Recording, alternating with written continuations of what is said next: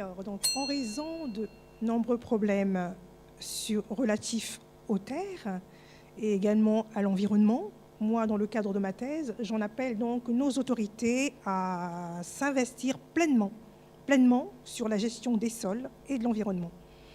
Donc, actuellement, pour le problème des terres, il existe deux moyens qui permettent donc à nos autorités de s'investir dans ce cadre-là. Il s'agit d'une part de l'expropriation pour cause d'utilité publique, puisqu'elle permet donc à l'État d'évincer donc l'occupant au moyen d'une indemnité. Il ne s'agit pas d'un prix, mais d'une indemnité qui lui est versée.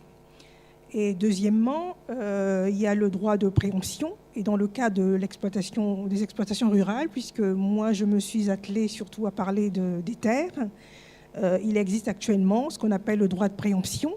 Alors le droit de préemption, c'est un moyen pour la SAFER, qui est un organisme donc affilié donc au ministère des Finances, qui agit dans le cadre de l'État, d'acquérir donc des terres en priorité. Donc la SAFER donc remplit un formulaire par le biais de son représentant, dans lequel sont indiqués le prix d'acquisition, la superficie des terres et toutes les règles applicables au terrain concerné. Donc, partant de là, l'État, puisqu'il acquiert par priorité, donc, il s'investit pleinement, il exerce un contrôle sur l'acquisition des terres en question. Le but étant pour nos États de se constituer donc des réserves foncières. Ça concerne donc les terres. Ensuite, il y a les problèmes environnementaux. Les problèmes environnementaux, le but étant donc de permettre, d'éviter à nos agriculteurs de polluer nos sols, de polluer les sous-sols et la nappe phréatique.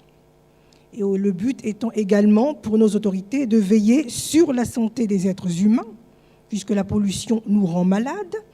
Le but étant aussi d'éviter la disparition de certaines espèces végétales et animales qui ont le droit, comme nous, de vivre, et donc elles ont leur rôle à jouer, donc d'exister.